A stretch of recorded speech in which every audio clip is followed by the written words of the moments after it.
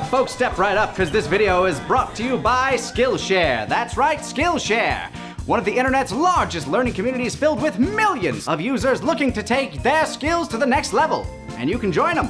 Skillshare can help increase your proficiency with the arts, such as photography, illustration, graphics design, and so much more. Why, in order to increase my potency as a carnival barker, I took the class Confidence for Creatives by Eugenia Washington.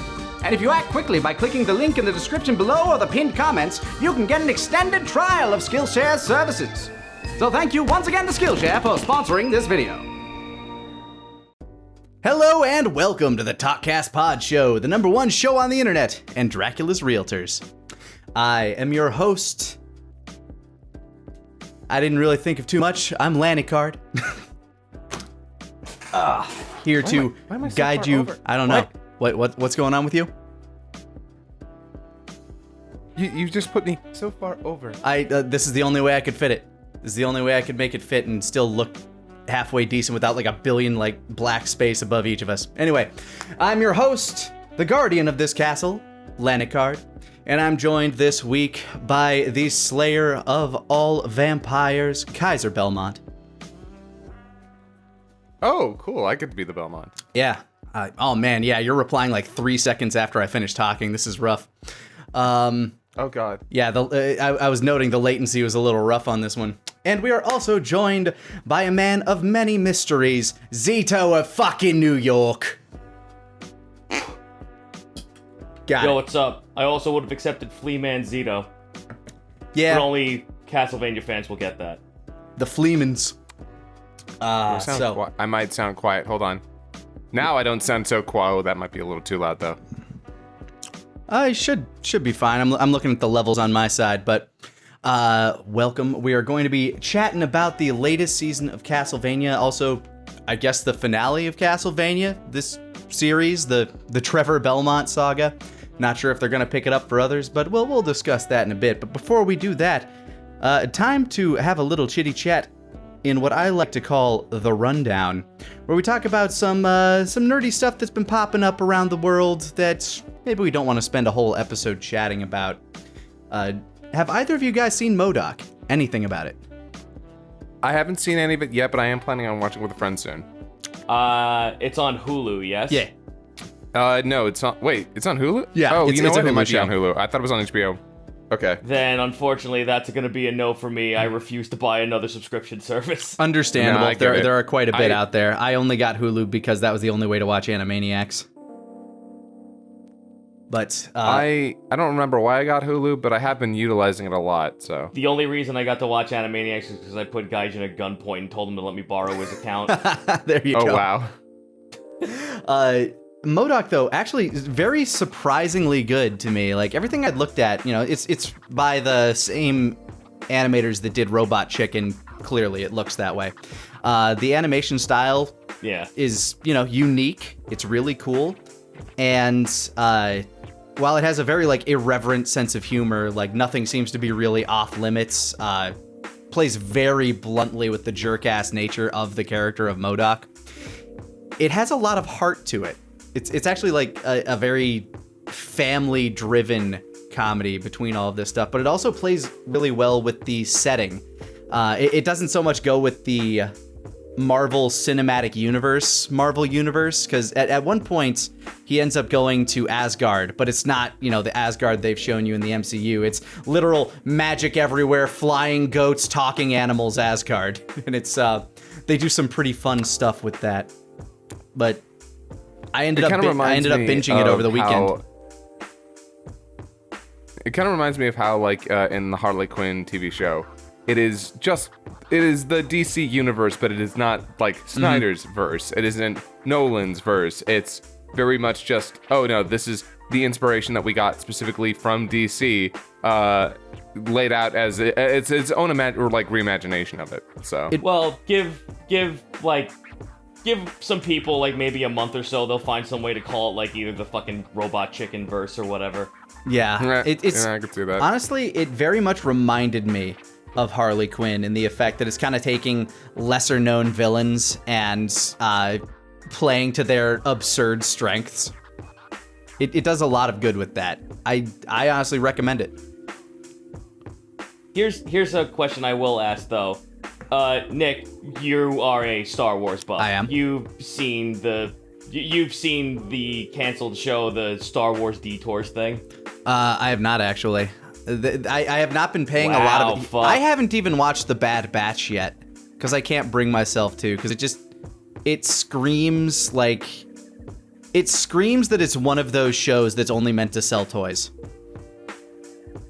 Okay, well, there's really no reason to watch Star Wars Detours because it was a canceled show because it literally was telling the Robot Chicken guys to meme up Star Wars as they fucking humanly possibly could, and it's the worst fucking thing ever. That was my biggest concern. I'm just like, all right, well, the last thing I remember the Robot Chicken crew doing was Star Wars Detours, and that got shit canned immediately. So I'm just worried if this MODOK show is going to have a little bit of semblance of that in some way. Well, we have this interesting dichotomy here with that because the MODOK show was produced before God, there was some big shift up over at Marvel and Disney recently. I think it was like Jeff Loeb just got ousted. So I think MODOK was one of the last things on the. Like, the only reason MODOK went through is because it was so far along in production before this shift took over. So it'll be interesting to see what happens with it. Because I've just kind of heard rumblings That's actually like that. That's a very fucking strangely accurate, like, segue into Castlevania, though, because that's kind of the same way that this last season was. Really? Oh, really? Well, after the fucking whole problems going on with Warren and, like all the internal drama shit that happened with the allegations against them. So I heard about some stuff with Warren, but I wasn't really paying attention to that. Yeah, it's there's a primary reason why season 3? Yeah, season 3 was like horny in the worst way. Like that explains what, like that's the main reason why the whole Warren problem was.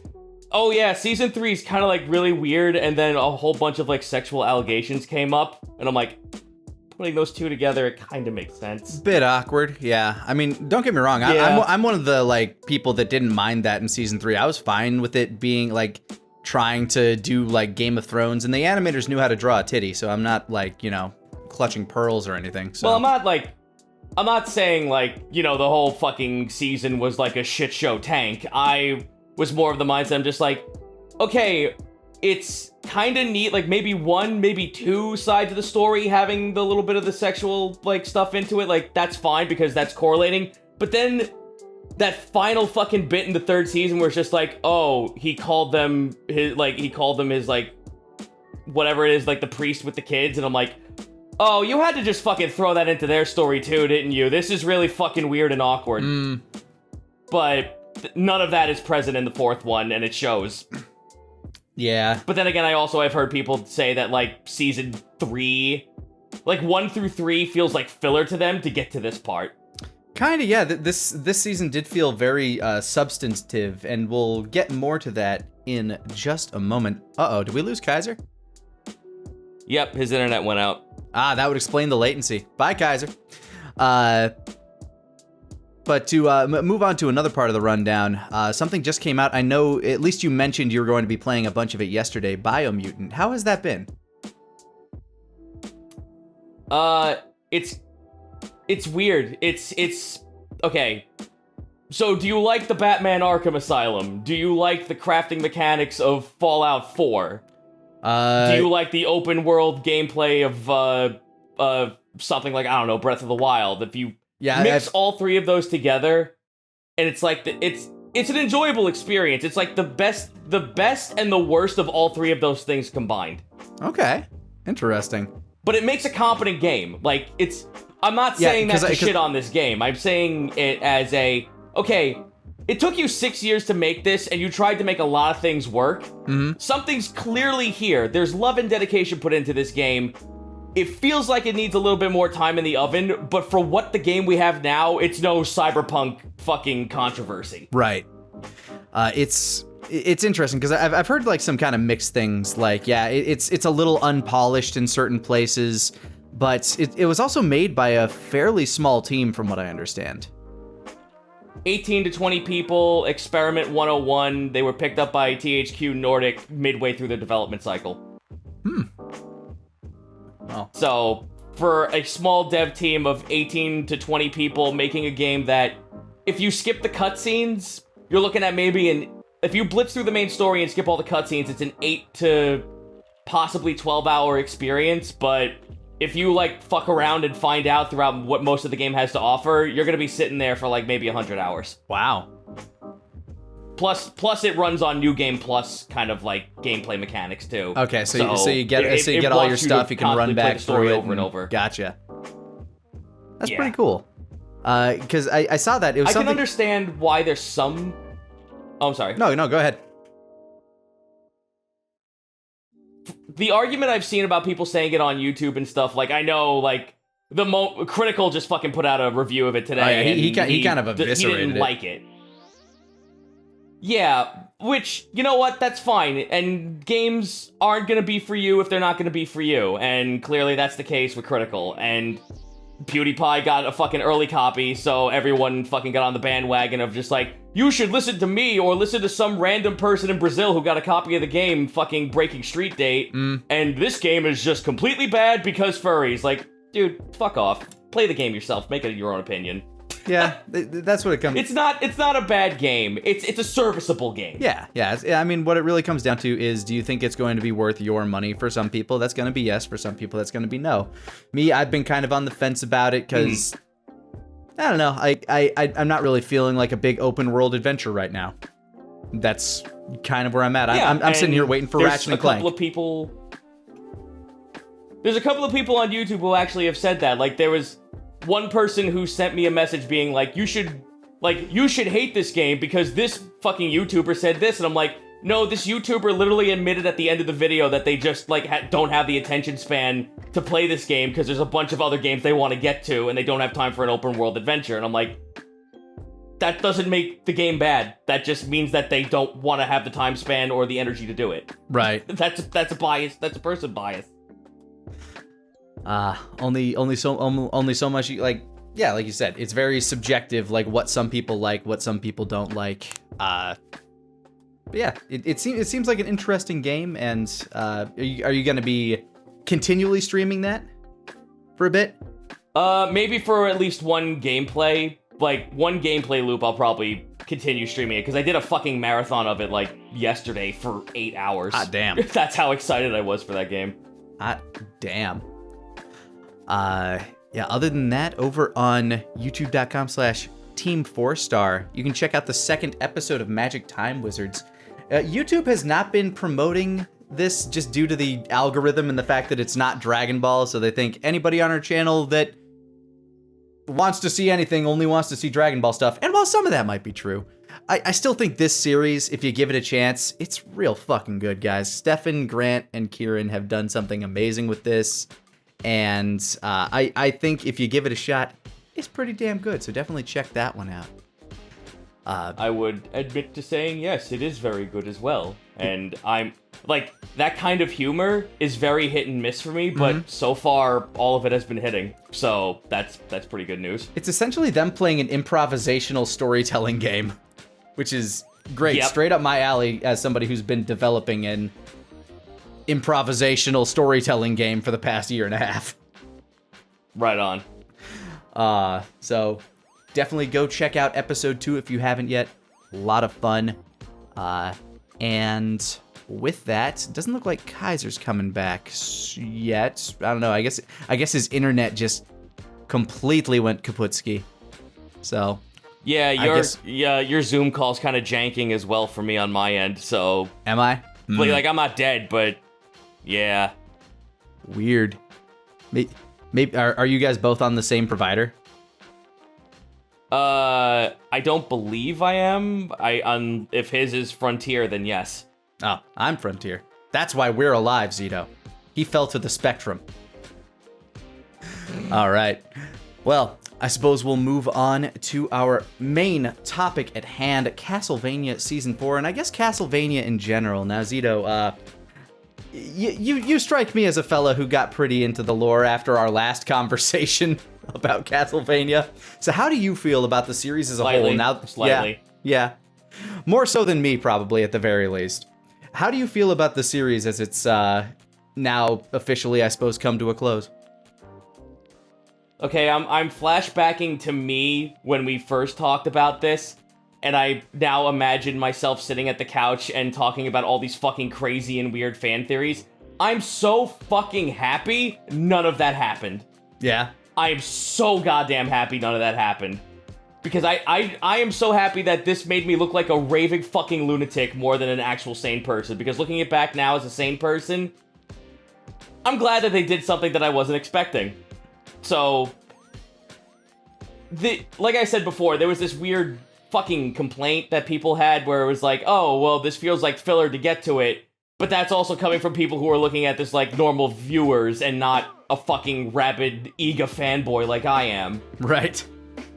I think this was a fine conclusion, but I'm also, like, the ending is this weird situation where it's like, they could have, like, continued this story in another way, but that the whole fucking ending bit, that completely shit-canned that, and it's probably for the better that they move on and do something else.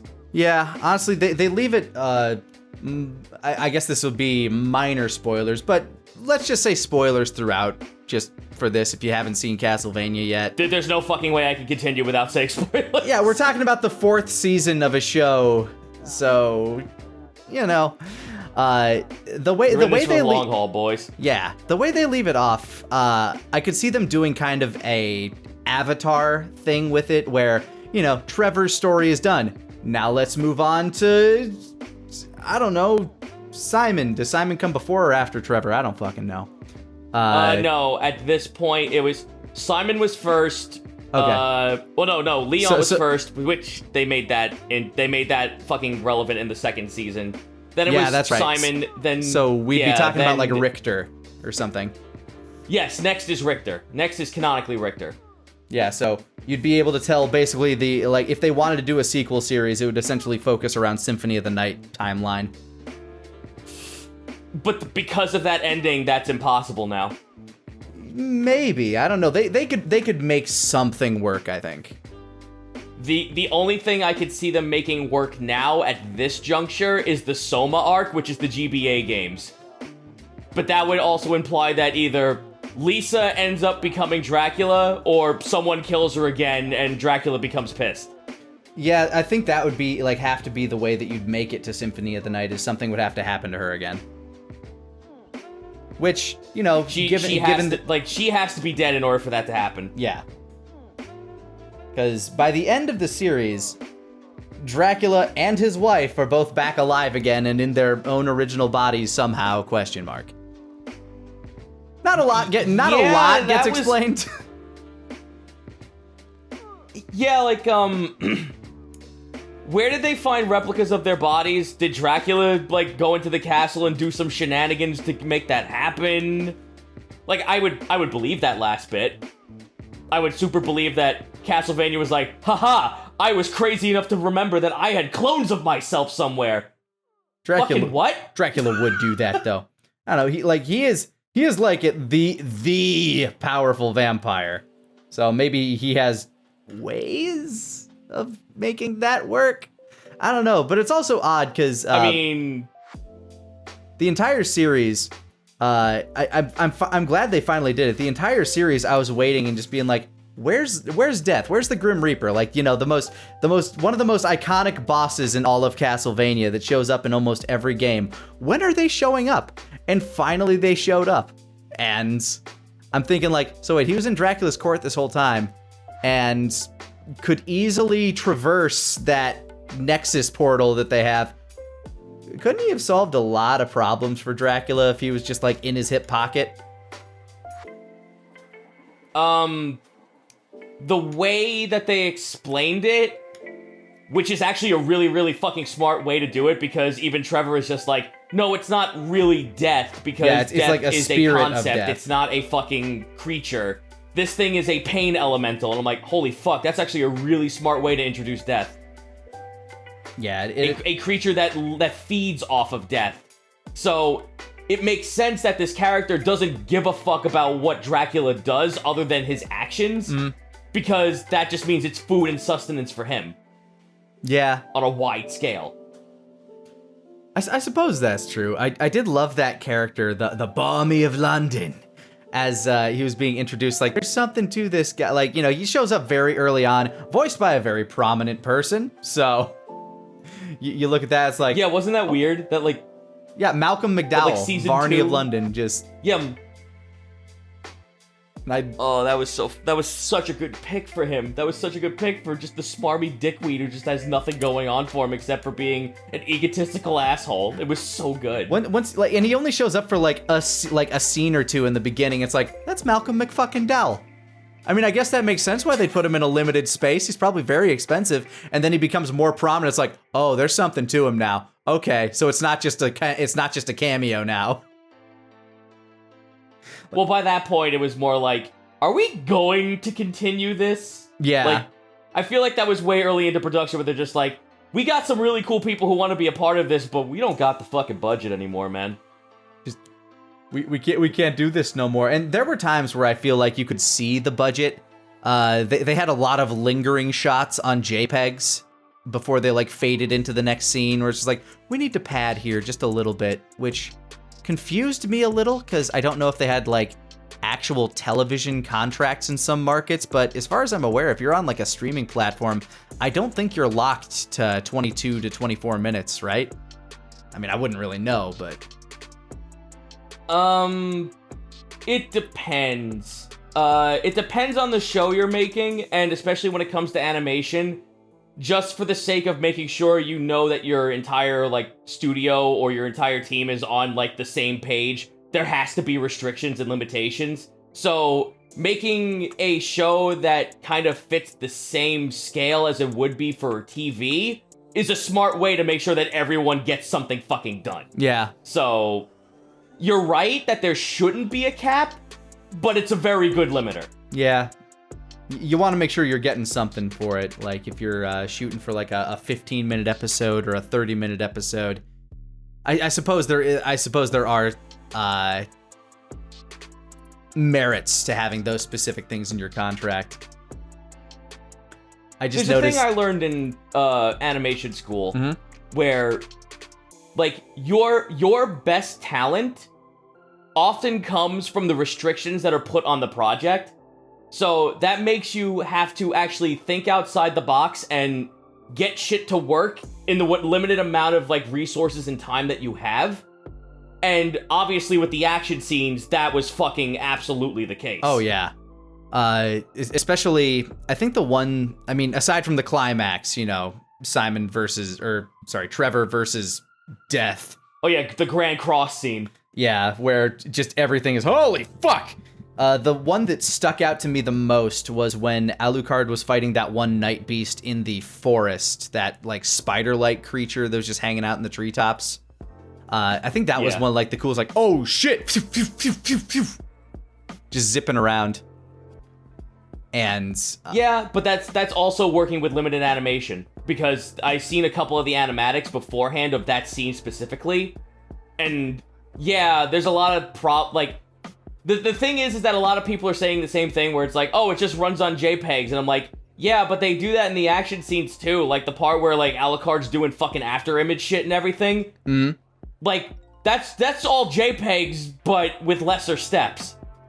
Because even in the animatics, like, the animatics have a little bit more fluid animation, because that's, like, where the main dev team is able to put in their time and effort to make sure that the animation team gets everything correct. The animations team is then at that point to take the restrictions and apply that to the storyboard as much as they possibly can and make it as faithful as they can, because that's what their set goal was put to. Yeah. And if the animations were based on the animatics, we'd be in movie quality territory, and Netflix was not going to shill the money for that. No, I think that's another one of the big reasons that you're only getting this fourth season. Netflix is notoriously bad about, committing to things in the long term. Also, welcome back, Kaiser. Hey, sorry about that. Oh, you mean like Dark Crystal? Excuse me. Yeah, Dark Crystal. Even some of like the bigger things they don't like really commit to long-term contracts to. I don't know how many seasons of Stranger Things they commit to, but I'm pretty sure they only go for like one, maybe two season buys at a time. I think Stranger Thing is definitely one of those shows though that they have no intention of stopping until the showrunners are like, we can't make anymore. Yeah, I'm of the camp that I always thought that Stranger Things should have been an anthology series, kind of like American Horror Story, where you get a new concept every time and just kind of play with that pulp-like attitude, because then you don't age. The 80s nostalgia is only going to last so long. It's true. Although somebody pointed out something to me that like one of the things that they are trying to do is they're trying to tackle different kinds of 80s sci-fi and horror every time they go about it, which I thought was an interesting perspective, which is why the last season felt so different and why, God help me, Harker was a fucking idiot. God, I hated that. You know what Stranger Things kind of is slowly reminding me of? I don't know if anyone here has played this game, but have any of you guys touched the world of horror? No, I haven't. It sounds like something that would have been up my alley, though. It's on Steam. It's a card-based RPG where the aesthetic is based on like not Commodore 64, but like way more better fidelity and shit. But it's like the Commodore 64 era of like point-and-click adventure games. Mm-hmm. But it's a roguelike, and it's all based on like 80s horror, Lovecraftian shit set in Japan. Oh, really? Like the way that something like Stranger Things and Black Mirror, that all kind of like starts to feel like that, because it's take this small inkling of something that may have happened in this genre and just slap it into the show and make that the focal point for an episode, and that just makes it evergreen as fuck. Okay. But yeah, let's switch back to the topic. Sure. Especially since I haven't been able to talk on it much. Yeah. I don't know what you guys have been talking about. We were talking about the animation most recently, just talking about the quality of that specifically, and how, aside from, the climax fight with Trevor and Vonnie, there was that night fight scene in the treetops with Alucard and that spider demon. I thought was one of the better fights. Yeah, there was for me, this was a season full of fights, but unfortunately, if I'm gonna be honest with you, I'm getting kind of sick and tired of I by the end of the series, I was a little bit actioned out, not because I didn't think the action was cool and awesome, but I felt like we kept getting these fights that didn't have a whole lot of emotional or personal stake. It's just, oh, here's another fight to survive. And at some point, those get a little bit tiresome because, yes, we know they live in an environment that is full of terrors and danger and struggle. But like, when they're protecting themselves against the siege of fucking the Varney's friend, I can't remember his name. Saint Germain, the Russian vampire. That was on the during the whole siege with Saint Germain at Alucard's place. Ratko? Okay, it might have been Ratko. Yep, that's it. Yeah. During that whole part, there's this group of like, I think it was like maybe 4, 5 vampires with these incredible designs. They look so incredibly cool. Who the fuck are they? What are their names? What are their personalities? We'll never know. They're just here for a fight. And yeah, their abilities are really cool. Well, you could say that about the whole fucking like day armor that Striga wore. Yeah, but at least we knew who Striga was. Yeah, Striga. Oh yeah, by the way, if you want to see one of the best Berserk references in all of fucking I was about to American say animation, it's that. Yeah, Striga with the day armor. It's 1-for-1 Guts' Berserk armor, which, by the way, rest in peace, Kentaro Miura. Damn, man, that was rough. Yeah. And that was the team did not realize how much of that was gonna hit home until that actually was fucking announced, because that was exactly like, even they just went, no, this was just us fucking gasming over Berserk. Yeah, that with the moment she straps, like when she's like, I'm getting my full armor. get in the box. Yeah, get in the box. Get in the steps box, out woman. there. Like, sorry, like that fight scene worked for me because it served a lot of different purposes. We got to see Striga fight and go all out against a bunch of people, but then it had an emotional impact afterwards that meant something to her. Yeah, But the fact that they were like all farmers, like they came at me to a man and none of them backed down, and they weren't warriors. What are we doing here? Yep. Yeah, I like that. That whole scene is really, really great. But yeah, the fights, the animation, all look great, but it did get to that point where I'm like, all right, you've got an action scene in here. Does it serve a purpose other than we need another action scene? And for me, I don't know. I've gotten to this point where I want my action scenes to tie into the story and or the characters, and a lot of them kind of were up and down on that. And again, especially when you have all these gorgeous character designs that don't matter. That and It's like, oh wow. Unfortunately, Scott, What was that? there's one thing I'm gonna have to say about that, is that a good chunk of the reason why I didn't mind it was not only because of the drought of like just everyone talking for most of fucking season 2 and 3, but a massive amount of these fight scenes, for anyone who has played Castlevania, is going to love them because they are just fucking dripping with references. They put in a monster from the GBA games in one of the fights, and it's one of the more predominant bosses in 2 of the GBA games and a DS game. That I'm just like, oh, yeah, fuck me, that's some time dilation bullshit that I never knew I wanted. You know that it was that giant flesh monster with the face that shot lasers? Yeah, the kaiju. I'm going to call him the Wretched because I remember that was supposed to be his name, but I might be getting that wrong, but I'm just going to call him the Wretched from here.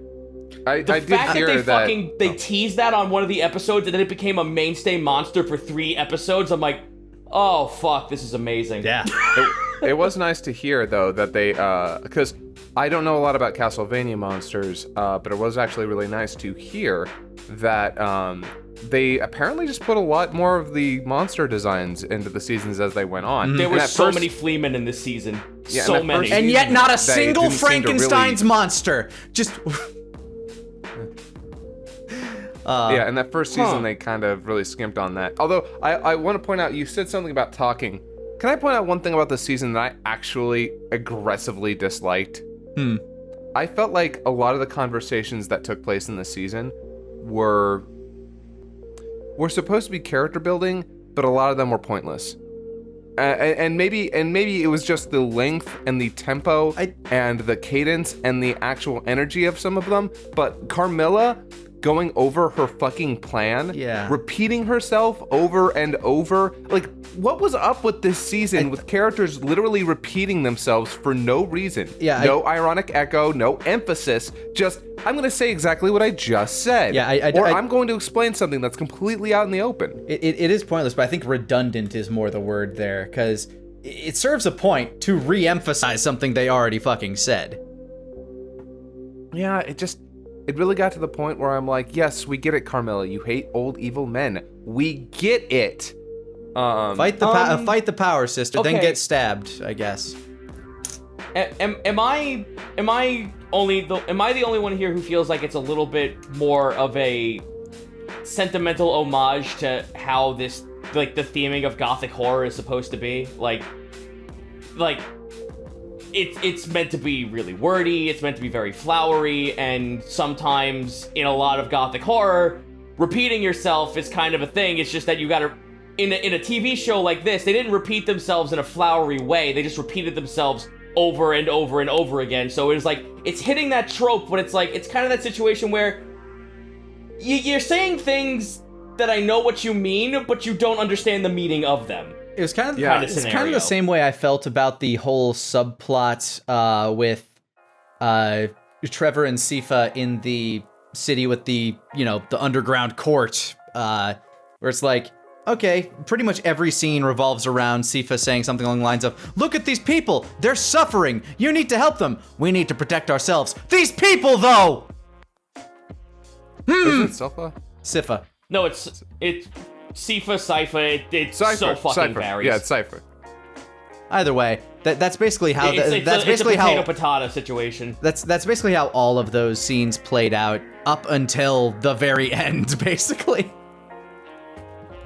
Anytime Sypha talks with them. I actually really. Go ahead. No, I finished.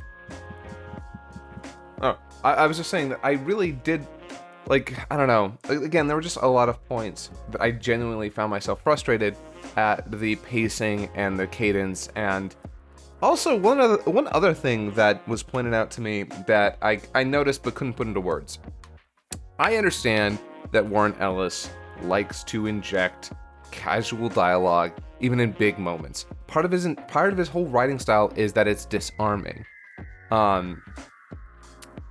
He saves that for a couple characters very specifically, like Alucard and Sypha start to pick up on things that Trevor does throughout, like his speech patterns, his choice of words, the way that he acts, the way that he talks.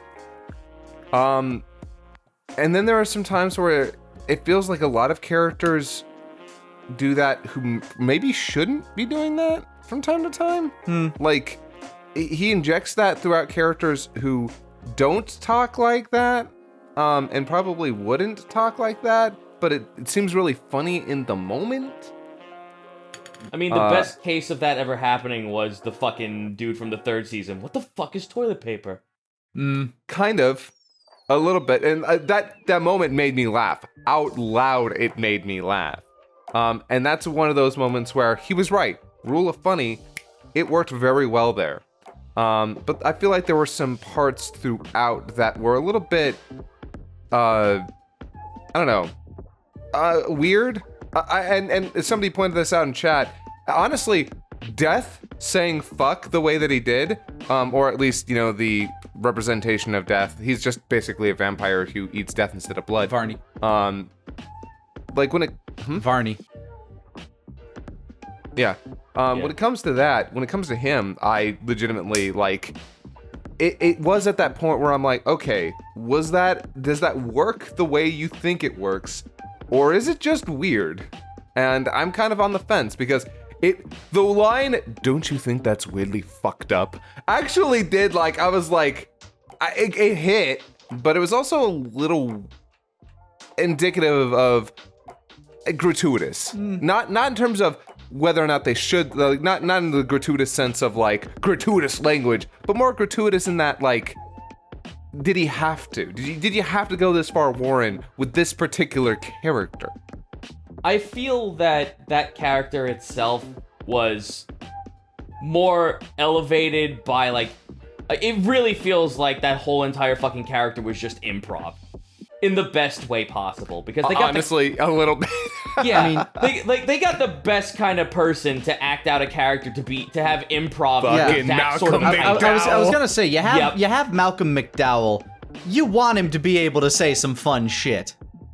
Besides, the way he ends up playing off Varney, including to the point where he reveals himself to be the spirit of death, he never really changes his personality. He's always very flippant, very, I'm in control here, fuck you. And which I'm very, very thankful of, because 9 times out of 10, when a person becomes a giant kaiju fuck-all monster, they lose all personality and charm. Yeah. I'm so fucking happy that did not occur here. There's also a part of me that actually really respects the idea that, you know, when you have these characters who have lived as long as they have, I think one of the reasons that they start to lose their characters because a lot of writers will be like, oh, they're way too mature, they've lived so long, they've moved away from language like this. But no, I like the idea, which is why I don't hate it necessarily, that this character has not evolved away from it. In fact, he has kind of leaned into it over time. He is like death incarnate, metaphorically. He's Varney of London since before there was a London. Which, by the way, I do like the way that they seed the hints to who he is. The most obvious one, but the one that I still love just because of Malcolm McDowell's delivery is, your violence nourishes me. And I'm like, oh. Like, the way that he said that, before we even found out he was Death, was really effective. When we found out he was Death, I was like, that's so good. That's nice. The show does just drip with charm, though. Those moments of, like, ooh, or things that make you laugh. I think very early on into the series where Trevor and Sypha were fighting all those cults that were trying to, bring Dracula back, and he kills like one vampire priest dude. It's like, what was he trying to do? It looks like he was trying to bring back Dracula. Who the fuck would do that? Would you do that? Points over to the prisoners. They just shake their head. Of course fucking not. I wish I could kill you. I wish I could fucking kill you twice. Yeah, I wish I could fucking kill you twice. That shit has such great moments like that. I also love Sypha. I love Sypha basically just losing her shit. Like, fuck, shit, piss, goddamn. You did this to me. You turned me into someone that says shit. You did. Oh, let Sypha say fuck. Yep, and they did. I loved that. I will say, when it comes to development for characters, I am sort of frustrated because you can definitely tell that this was not the way that they planned on taking Alucard's character, at least not in the time frame that they did, because they set up the end of season 3 of him going down a very, very dark road. And as we find out, oh no, all he needed to do was meet some children and a girl who could fix him. Yeah, a lady that won't take no shit and will just be cool and is a badass and who is obviously supposed to be the Grant fill-in because they fucking hated Grant for some reason in that show. I legit didn't mind it too much because at least they told it well enough, but the trajectory of his character, like, fucking did a fucking 180. Yeah, I was about to say, it was a very fast 180 because the show had to wrap up. Yeah. And personally, if I'm going to be honest, it's actually nice to see Alucard not go full-on villain. I love him. He's a sweet boy. He's a good boy. He should... I want to see him happy. Oh, Scott, that's hysterical. I know. Because if they actually fucking pick this show up and continue the story up to Soma, that is so not the case. I know. That's so not the case. Yeah, we were discussing how like the only way they'd move forward is to somehow kill Dracula's wife again and then have a symphony of the night. But yeah, I don't know. I am sort of curious what they're gonna do with the spin-off series. By the way, did anyone? Oh, I heard they are making. Oh, I heard they were making it. I think it's all conjecture if right now. If they are, that's cool. But yeah, they said that they wanted to make something that was based on the universe and not be around the main characters, which would be cool, but would also need a big fucking like okay from Konami for that to happen. Yeah. Okay. Apparently, yeah, you're right. They're eyeing a new series in the same universe. So one thing I wanted to point out, by the way, that I noticed, I did not notice this early on. It wasn't until a little bit later. Saint Germain recorded in a very separate space. Yes. I don't know if anybody else noted this, but both him and McDowell. The moment, the moment I noticed it actually was when they were doing the flashback with him and his wife, who I hate knowing as much as I do about production. They did not give her a voice, and she didn't speak a single line because they didn't want to commit to an actress or pay somebody. So she's just quiet the entire time. But wherever he recorded, first of all, I don't know if they had a professional quality mic, and second of all, they did not have a sound engineer, because the line where she's about to get like groped by that dude and he yells peaks like a motherfucker, and I was like, this is a professional production. What the fuck? And they didn't want to go to Bill. They didn't want to go to Bill Nye and be like, we need to pick up on this one. And yeah, of course, COVID is why they didn't record all in the same space. But yeah, they didn't have they weren't going to go back and pay Bill Nye for at least 1 hour of Bill Nye's rate to do a single pickup. Yeah, I got it. I understood. It did kind of unfortunately stand out to me where I was like, yep, that's not the same space, that's not the same mic, and they're like, when they recorded this, they did not balance, they were not adjusting the volume for the recording. We're probably gonna have this same issue in animation happen for at least like another 2 years, though.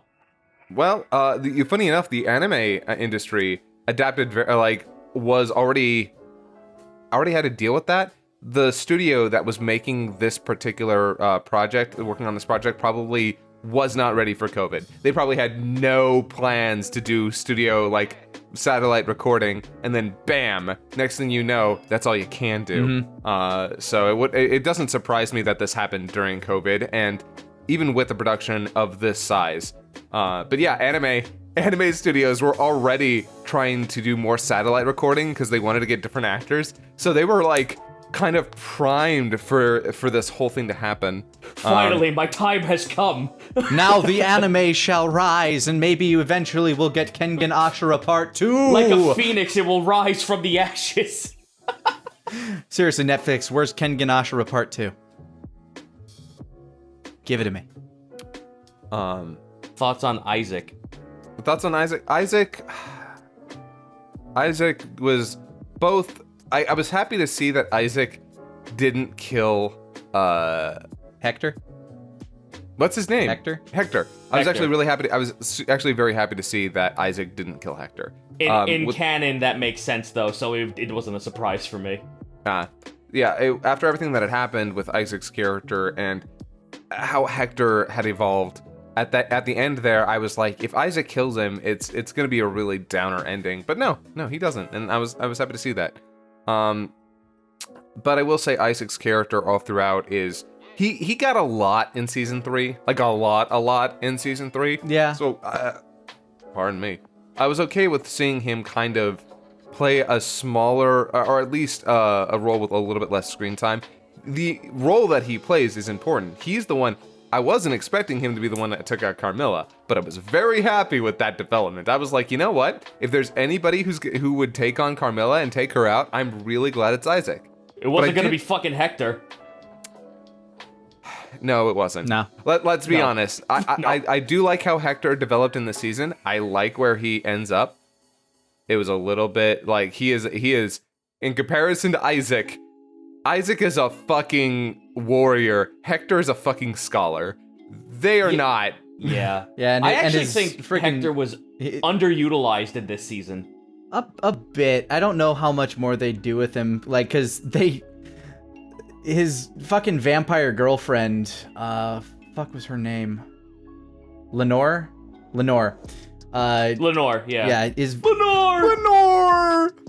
His vampire girlfriend just eventually, like, once she lost control, is like, you know what, no, I give up, I'm just gonna go die.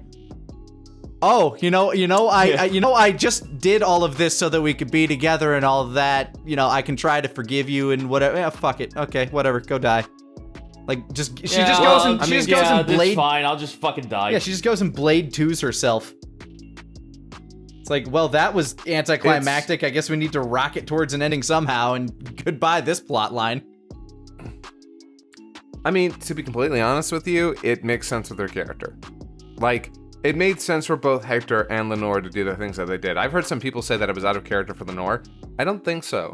I think everything that mattered to her was her family, and her family was suddenly gone and she was left alone. But she also kind of came to accept that that was the only way that it could have possibly turned out without without Carmilla deciding that she wanted to fucking try and conquer the world. It's sad. Her character is weird because there's a lot of non-consensual shit that she did, but you can tell that by the end of it, they did care about each other. And in a story like this, where, let's be honest, the moral complexities are always going to lean a little bit darker than whiter in this gray-ass area that is Castlevania's universe, you do kind of feel bad for the both of them. Like, it is unfortunate, and it's, like, complex and a very difficult story to tell. I don't think they accomplished it all that well, but attempts were made and some emotional points were hit. Yeah, and that's the biggest fucking sin about season 4 is that there are obvious and very well placed intent and situations being placed in here for the story, but we have to wrap it up. Like, that just felt like that was the whole fucking season. We gotta wrap this up. You can definitely tell, though, that they were setting up for Striga and who was the other one? I guarantee you. Marana? Marona. Yeah, Marona. Marona. you can tell that they were setting them up for, if they make that other series, they'll Oh, can they be the stars? Can they be the stars of the next show? Honestly, if you know, they decide that they just want to like find a place to make peace with themselves and have to basically kill a bunch of dark, evil creatures to do it, I'm all about that, because I absolutely want my lesbian vampire warrior like duo series. Make it happen. I'll watch it. I'll do it. I like Sturga a lot. Like, by the end of that season, I was actually like way into her and everything she had going on. I wanted to see more of her. I wanted to see her like try to bust into the castle with that fucking berserk armor on, just going ape shit on the held beasts. But what they did made sense. Unfortunately, she was. Yeah, unfortunately, they're like, with the way that things were structured, them going in would have been absolutely moronic. The fact that she flat out says we have no idea what's up there, and she's already dead. I was like, wow, you are actually being incredibly mature and like pragmatic. It was good. I liked that. Yeah, very, very pragmatic. She's very pragmatic, but of course she was also a soldier. She's like, no, I can tell when a battle's lost. Yeah. All we'd be doing is like throwing more corpses onto the pyre at this point. There was something you said that I was gonna like. Of course, the Castlevania fan in me. When you said the situation where it's like Hector couldn't possibly have done it. No, because I was kind of hoping that they would like get into the fact that Hector gets his own fucking game, and by that time he nuts up and actually starts making like really fucking impressive monsters to help fight at his side. Because that's the whole fucking game. The whole point of Hector is that, hey, so you know all these fucking crazy monsters that are like 10 levels above you and shit? I can make those on the reg. Yeah. And the fact that Isaac just came in and fucking annihilated all of those, I'm just like, oh, all right, Hector's just fucking relegated to bullshit. All right, never mind. I don't know how this'll do. I don't know how much longer this particular series could have gone in terms of seasons. Like, I think ending it at 4 seemed fine to me, but if it did go further, the way I kind of thought Hector was going to deal with it was, since he was essentially soul, like, you know, honor bound, soul bound, or whatever to Lenore. My magic wedding ring that forbids me from having a free will. Exactly. Since he was trapped like that, I thought he was eventually going to string along, like, the way I saw it going was he was going to keep stringing her along until she, like, it was going to do like something like real deep with like codependent relationship bullshit where she relied on him as much as he needed her to let him do things, so that in some weird way he'd have control and would convince her to turn on Carmilla. Like, that's the way I saw that going. Like, he was going to reverse manipulate her into making her think like, yeah, no, this is the right decision. Because, like, the ring was only supposed to be like, you have to follow her command. You can't betray her. That's the way I thought it was going to go, and they were going to play with the codependentness of their relationship, which was incredibly codependent. Mm-hmm. Yeah. I mean, I would have been totally okay with that. I would have absolutely loved to have seen him, like, go the whole fucking 9 miles by turning Lenore against her. Unfortunately, so again, it's another matter of they did a lot of setup, and they couldn't pay it all off, so they had to just basically, now we're just gonna take all that all that potential out of here and just get to the ending. We gotta keep moving. Which was really frustrating when you have all these scenes of characters talking and talking and talking and not making any progress. It happened a lot in this season. It bothered me. I was like, I guess if I have to be the Castlevania nerd, I'm just like, all right, well, Isaac's here to save the fucking day. You're supposed to be dead in canon at this point. But you know what? You came walking in with all the fucking, like, sub-devils from the DS game. I can't be too fucking upset. Yeah. Those DS games were some of the best ones, too. Like, starting at, what was it? Aria of Sorrow was the one where they introduced Soma. Like, the DS games that, like that and the DS games that followed were some of my favorite Castlevania games. Actually, we've been talking. We've been literally sitting here talking about the fact that, like, how can they continue this fucking franchise? Literally, Shinoa is the answer to that. That was Iga just going, look, timelines are bullshit. Let's have a character that's literally trapped in time so Castlevania can live on forever and doesn't need me. Yeah, because that was literally Shinoa. Soma's deal was that, you know, he's a modern Japanese school, like, kid, but he's also the reincarnation of Dracula's soul. So, you know, he's the one who houses Dracula's soul, but nah, every other fucking schlub on the planet who thinks that their Dracula is gonna go around dicking around and fucking around and finding out, and then Soma shows up. Yeah. Oh, don't even pretend. Don't even pretend this doesn't make sense, Kaiser. We talked about Kingdom Hearts. I know, but I just wasn't expecting that in my Castlevania. Then again, I've never actually even played a Castlevania game, so I guess at the end of the day, I'm sort of just like on the outs no matter what. Aria of Sorrow is actually pretty damn good. What about Lords of Shadow? What the fuck about Lords of Shadow? Get fucked. I never played any. What the fuck about Yeah. Lords of Shadow? I'll say that. Where they literally just made the only 3D Castlevania, the only 3D Castlevania game I played was the one on the N64, and that was the last 3D Castlevania game I played. Oh, you played the literally the worst one. Yep, I sure did.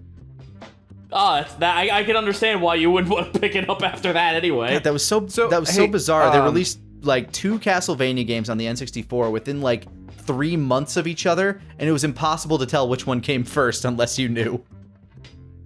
Real quick, so to get back a little bit onto the show, let's talk about the ending. Yeah, with the most confusing thing ever. The most unnecessary, Wait, the what most unnecessary happy ending of all time, I think. I won't lie, that was way too happy for a series that is so bittersweet, like or just bitter, like that fucking overwhelmingly happy of an ending. Like the only way it could have been any more like, oh, we've managed to bring back all these people who died. We turned all the demons back into humans. Oh, look at that. Oh, we were able to save the royal family. Flyface is becoming human again. And Death turned into an angel. Like, so, wait, what part of it was confusing to you? Because I'm actually sort of curious on. Because it literally, like, you can't have Castlevania as long as fucking Dracula. Literally, the whole plot of Castlevania is Dracula is not allowed to be happy. Yeah. I mean, hey, we don't know how long. No, that's no ifs, ands, or buts. Dracula must fucking suffer. No matter what situation, he has to fucking suffer and suffer really fucking hard. But Zito, he's staying at really subpar hotels right now. I mean, that's not, you call that living. He moved to Ireland. He moved to Ireland during the potato famine. I don't understand. They could have easily. It would have actually been more narratively poignant to like let Trevor stay dead and have like Sypha raise her child at the Belmont estate with like Alucard training him and shit. Like, but no, he's alive. He's alive. And well, that would. I'm thinking back on the game. If that was the case, that would make it a massive fucking loophole, and that would just completely annihilate Symphony of the Night. Yeah. Oh, so Trevor Belmont had to survive? I don't know about Trevor Belmont having to survive. The only time that any of the Belmonts are not allowed to survive is in between where Symphony ends and Aria of Sorrow starts, because oh fuck, Just Belmont is supposed to be like literally one of the last Belmonts. Mm-hmm. And he's an American Belmont. All right. Yeah. Well, honestly, I guess at the end of the day, it's just with the way the story went, like, and the way that he survives at least makes sense. Kinda, yeah. Where Saint Germain ripped open a portal and was like, "Hey, jump in, bitch!" Boom. That should do. Yeah, you see it at the very last second too. Mm-hmm. But yeah, where he snaps his finger and he's just like. Also, I respect to them for not bringing too much attention to the dagger as it went on. Like, he kept finding the bits of it, and the single one sentence explanation. Yeah, he apparently made it in a very one-sided murder-suicide pact with God, and I'm like, which was a great way to say it. Yeah, first of all, tells us everything that we need to know about why it exists and why it's so strong. But it was also very much like, okay, I guess that's an explanation that makes sense. It was fun But how then they... again, it's like Trevor, because yeah. Trevor is like that character who's just like, I have all this vast arcane knowledge, and I know about every fucking monster on the face of this planet. Oh yeah, by the way, suicide pact with God knife. I did love that was their way of introducing some of the classic Castlevania weapons, like, you know, the throwing cross, how he had like the holy water and the literal god-killing dagger. By the way, I fucking love that cross. Holy fuck. Also, the explanation of why crosses work on vampires It confuses their brains. Duh. Yeah, their eyesight's develop differently. While it's better, they get, like, if you shove geometric shapes in front of their face, it discombobulates them. That's amazing. Do you know what that is, I actually really Scott? like that. Do you know what that is? That is literally cats. That is cat's vision. The reason why their eyes slit is because they're focusing on one fucking thing and one fucking thing alone. Vampires are cats. All I can imagine now is that... Just get a laser light. No, Hector's trying to escape from Carmilla's castle, right? And he just throws down a cucumber and she and he just runs. It's a snake! I have this monster-wielding hammer. I can finally make something to defeat Carmilla. It's a fucking pickle toy. He turned that man into a pickle. Funniest thing I ever fucking saw. Sorry. Okay, I'm good. I'm good. Just the idea of him throwing down the cucumber and her freaking out just it really affects me on a personal level. Yeah, man. That's all the farmers had to do to stop Striga. Sirius might have had a little too much of a incredibly sappy happy ending, but I think overall we ended up with a pretty fun four season show. At least that piece of shit Saint Germain bit it. I was so fucking happy to watch him die because I liked him in season 3, like a lot in season 3, and then when he came around in season 4, it's like the more you're on screen, the more I hate you. Please die. Like, it's amazing that a character who was one of my favorite points of a season ended up being a character that I just wanted to see fucking expire. And I think that was kind of intentional. I do think they kind of like were leaning into that. Like, no, you're supposed to hate him as the season goes on, so it's fine. Although there was a part of me that actually kind of loved watching him develop into being like just a shit person. That was actually kind of great to see. You get to see it in just small scenes, and it works. That was more on par with Castlevania than anything in that whole entire fucking season. Just watching Saint Germain turn into this biggest fucking heel. That whole scene, okay, who watched the show in surround sound the moment that fucking Saint Germain kills a wizard? It was like the first person he ever killed, and throughout like for 5 minutes it's just tinnitus sound, and I'm like, Jesus Christ, stop it. The fucking bitch slap on Retcott, whatever. Just when he's like, he does the hiss and he's like, shut the, like it just slaps him, like, shut the fuck up, okay? Shut up. You think I give a shit about you? I don't need you. You need me, motherfucker, okay? His name forever to me is now Ratcock. Yeah, no, I can't change that now either. Nope, it's done. Yeah, fucking Ratcock. Like talking all that good shit, it's like, man, he's talking such big game. Why does he think he can do that to Malcolm McDowell? I will say, so when it came to Varney and who was the Russian guy? I can't remember his name. No, that was Ratcock. No. Oh, hold on. So there were 3 of them throughout the season. One, Ratko. Okay. Reiko. No, it's Ratcock, man. Okay. Ratcock. I'm wondering who the guy during the siege on Alucard's castle was. There was that because that's not Reiko. Oh, Saint Germain says his fucking name, and I forget it. Yeah, okay. But I want to say, Russian vampire dude was very frustrating for me because on one hand, Dragon, thank you. But Reiko, when it came to Reiko, I'm just gonna say Ratcock. You're right. When it came to Ratcock, I loved his presence, and I actually really liked his dialogue. Specifically when he says, I eat when I'm hungry, and I lie because humans are pigs. Oh, no, it's like, I lie because they're pigs, and I'm hungry.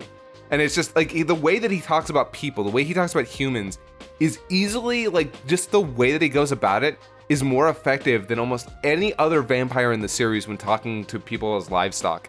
Because with everything he says and the way that he says it, you believe that this motherfucker thinks he is one of the fucking. He believes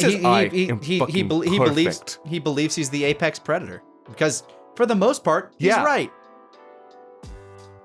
Dude, he goes up against Trevor and he just slaps his shit around. He wrecks which Trevor. leads to one of my favorite moments where the mom and the daughter push him, and he just looks at them and is like, "Did you just fucking touch me?" Yeah. And it's like, holy shit. And especially because the push is like face? something out of like M. Night Shyamalan's like The Last Airbender. Just went, the fuck? Why? Yeah, no, it's perfect. It's a perfect moment because it's exactly what would happen if they decided to try and help. They would push him and then they'd die. I like how someone in chat just said he's Apex until he isn't. That's That's like 65% of the side cast, though. Everybody's Apex until they aren't. I can't remember who that sort of gender ambiguous character was. The one with the curly hair and side fade. You mean the one from right? Like the one with the modern haircut. The crazy lady who fucking believed the dead one that was looking after king the royal queen, family. Yeah. They were fucking tragic. They were a tragic fucking character. I was like, oh, you poor son of a bitch. Like as time went on, I was like, what the fuck happened to you? And they even just flat out say like, oh, I know that I'm crazy. And fucking Sypha's response, the fuck do you say? Yeah. Like, dude, of course I'm crazy. So you're crazy, but you're not crazy enough to know you're not crazy. And it's like, oh. After what I went through, it was great. It was just like, Sypha, like when Sypha's just like talking all this shit to her, and then it's just like, Sypha, shut up. I'm trying to make the best out of the worst scenario. Now let me guard these corpses. Let me cope. Pretty fucking much. And I'm just like, that's a very good fucking spin, because with the moment I saw that character, I'm just like, okay, you are the obligatory, I'm a cultist fucking NPC from a Castlevania game. I'm going to, something terrible is going to happen, and it's going to be either my fault or something I caused. And then immediately it just turns around and just goes, dude, I'm coping. Like, how the fuck can anyone stand any of this? Let me fucking cope. I'm like, that's good. That's really good. Just let me live down here with my gold and starving people. I do think their death was perfect. I think going out, actually saving someone down there was the perfect way for that crazy little nut job to go. Also, completely completely sequestered all of the violence to the people who were.